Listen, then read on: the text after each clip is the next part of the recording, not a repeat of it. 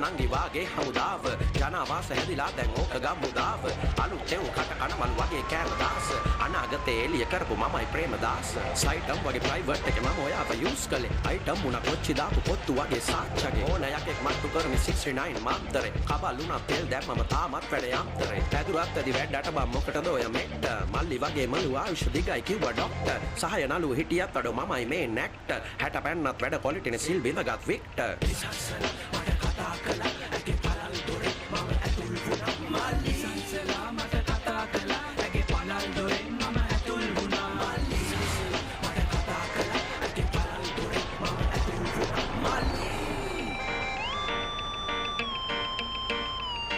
මල්ලි